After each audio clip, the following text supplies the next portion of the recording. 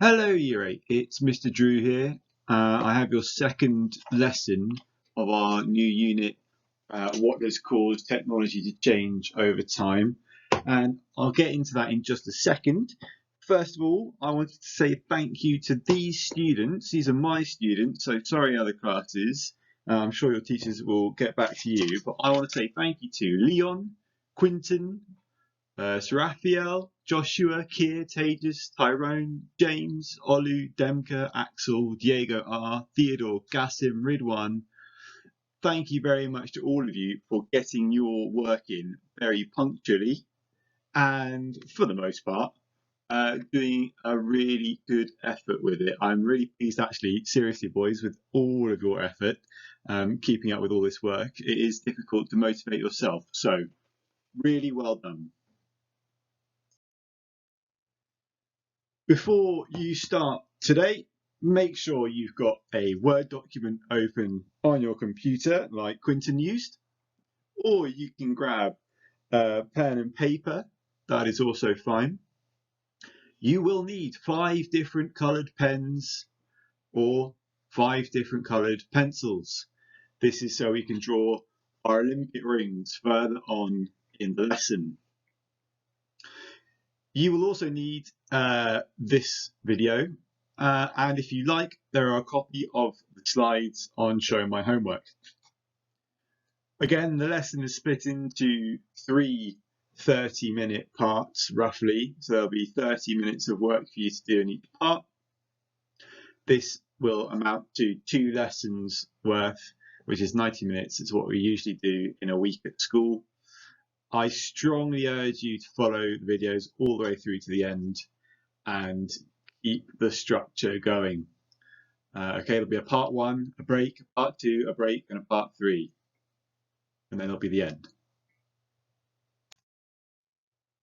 In this video, I want you to watch out for these 2 signs. I have a pause button. Every time you need to pause the video to do something, I will show the pause button.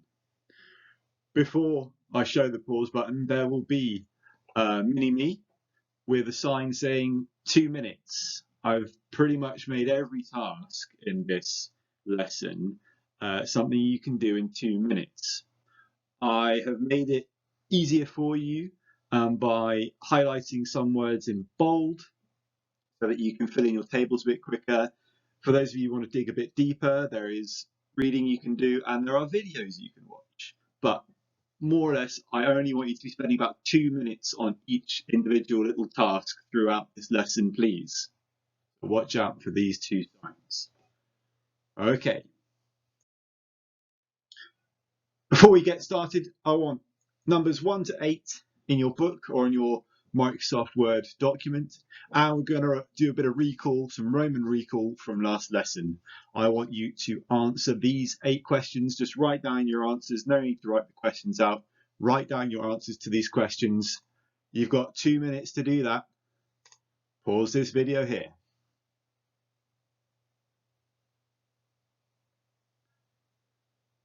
Okay, so the answers then. The inhabitants of Britain before the Romans were the Celts. The shape of houses Celts lived in were round houses. The name of the long water-carrying structures that Romans built were aqueducts. Romans did indeed build the first roads in Britain. They used existing trackways, but they actually put proper roads down. Number 5, did the Romans have street lighting? Yeah, they did. What was the name of the greatest sewer in Rome? It was the Cloaca Maxima. Name another invention the Romans brought to Britain. I mean, you could go on for days with this, but a few that I remember we put down in our last lesson: apartment blocks, sewers, concrete, underfloor heating, baths, and an extra one, the calendar, invented by Julius Caesar and changed later on. The emperor who invaded Britain successfully was Emperor Claudius. Right, we're going to talk medieval inventions today, and as a bit of a game, something for you to look at now, and we'll give you the answers at the very end. 6 inventions from the medieval period. I want you to write down 1, 2, 3, 4, 5, 6. and say what you think each of these inventions are next to the numbers. Okay, and again, I'll give you 2 minutes to have a think about those. What area of technology do they look like? What do you think they were used for? So, pause the video here.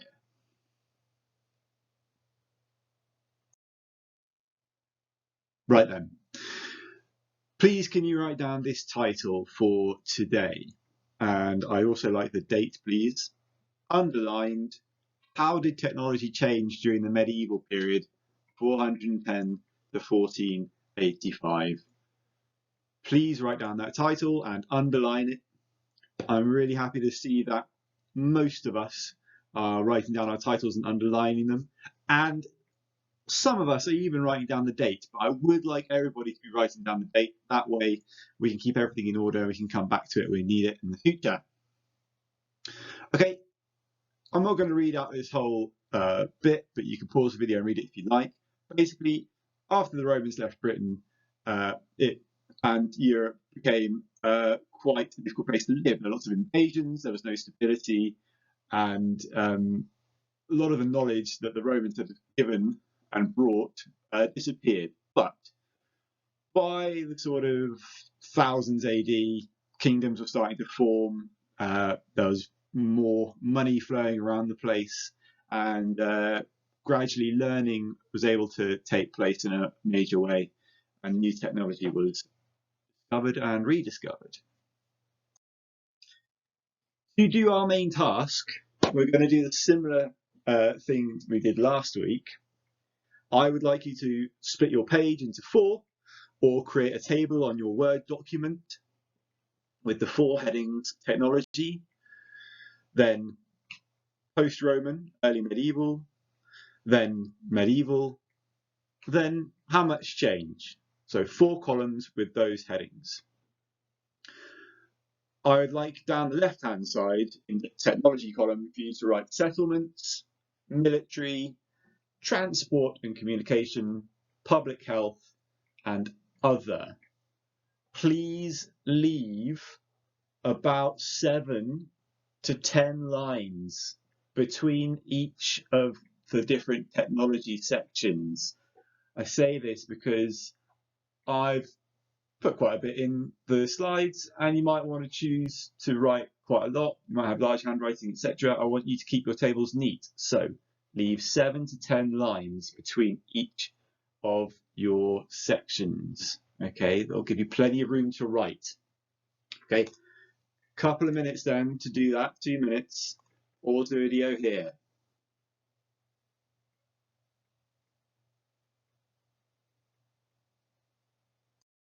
Okay, so you should have your table, and it should be fairly big. It might cover 2 pages. And you've left plenty of space between each of your sections, settlements, military, etc. And we're going to do the first post-Roman column. Okay, I want you to have a look at this. This is all about the Anglo-Saxons who followed the Romans. Britain was invaded basically by Anglo-Saxons, Jutes, Danes, all sorts of people from across Europe. And they separated the country into little kingdoms and changed the way that people lived. Okay, and they created burhs, for one thing, B-U-R-H-S, which are fortified towns. Have a little read of this and note down anything you can about the technology in this period in your first.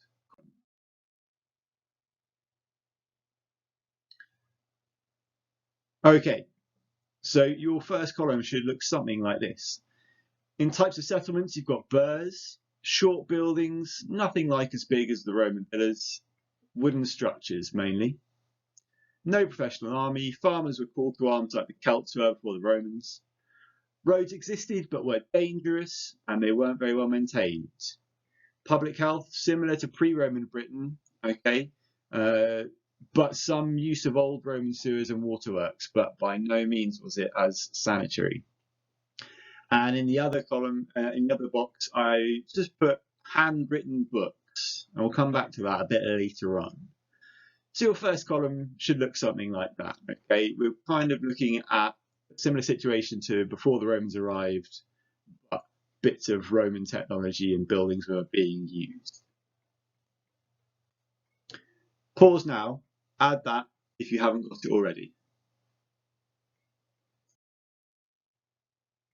Okay, so now we're going to talk properly about the new medieval technologies that arrive, and this really starts to kick off in 1066. As we all know, when William the Conqueror invaded, and we're going to start here with Motte and Bailey castles. Okay, you can see it in bold. That is the first thing I want you to write in the settlements, Motte and Bailey castles. Have a read about the details of this. I'll give you 2 minutes to take it in. Pause the video now. Write in your first box about settlements, Motte and Bailey castles.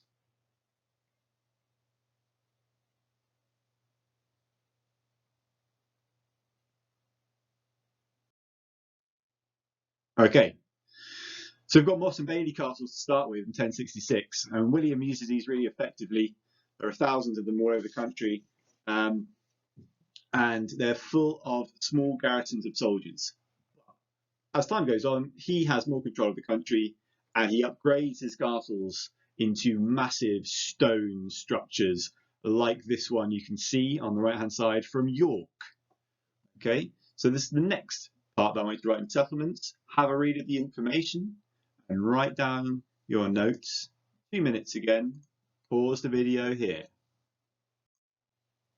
Okay, if you think about the technology used to build these, first of all, you need a quarry where people are hacking the stone out of the ground, and then they're transporting it in large wagons to the sites, and then they're using cranes and things to construct these ginormous castles.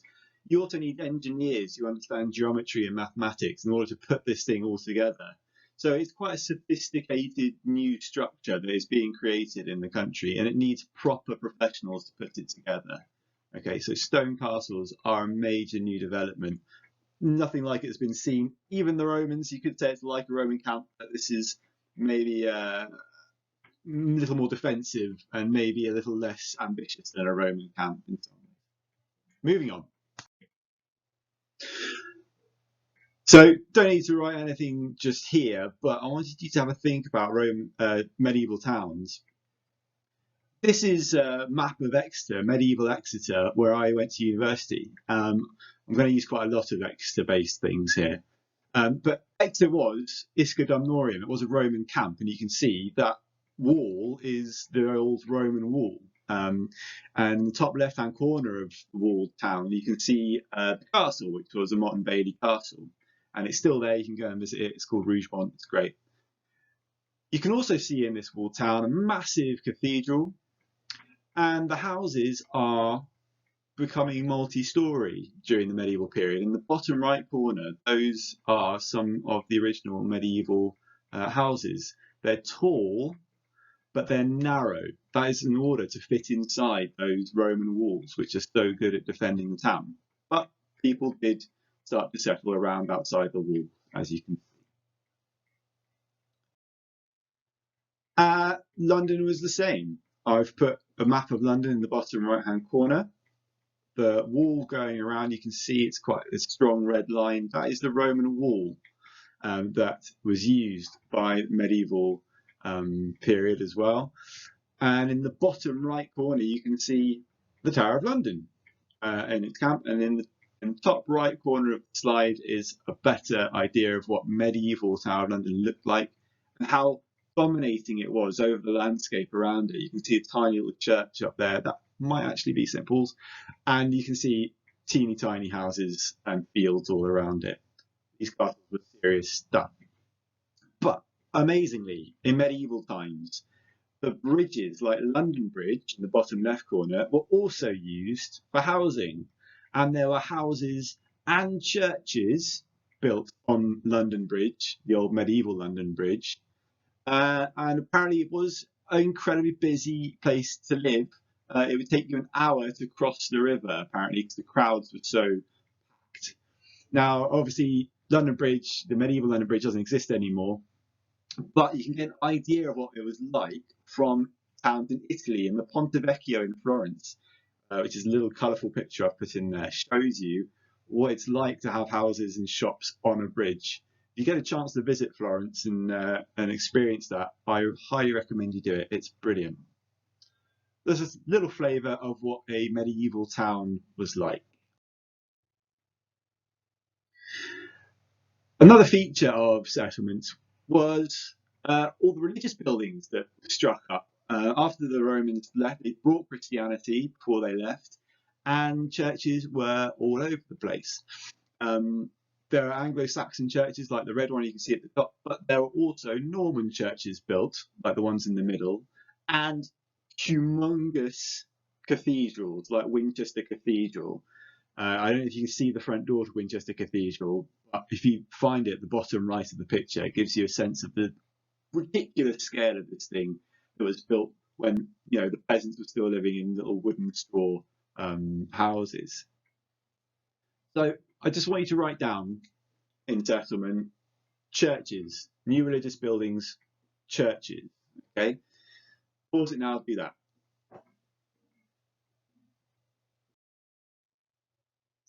A little bit more. I mean, you can't escape the cathedrals that the Normans began building. Places like Westminster Abbey existed, but were not fully realised yet. The Normans took St Edward's, as it was then, and created the Abbey, which we have today. And you can see the bottom middle picture is the Norman Westminster Abbey. The cathedrals that I've included are from Durham, York, and then Exeter on the right. And they give you an idea of the huge scale of these buildings and the vast power that they sort of embodied. And they're really obvious when you see them. They've got rounded arches inside, and that's how you can tell what a Norman cathedral is. So here we go, the technology bit. Forget that. Don't write that down. Next slide. This is what I want you to write down. Flying buttresses. Okay, flying buttresses are invented to make these buildings so tall. Pause here, 2 minutes, have a read, have a look at the pictures, and write down about flying buttresses.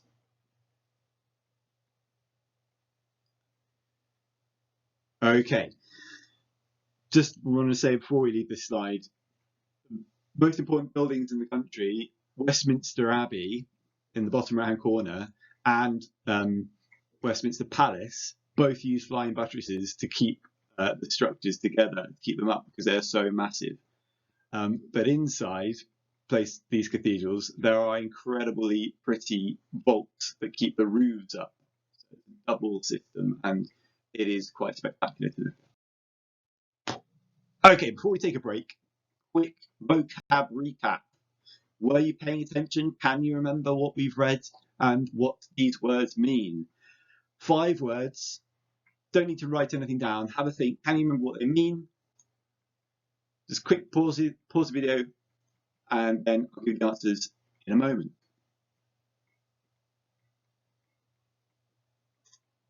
Okay, a burn, an Anglo-Saxon fortified town.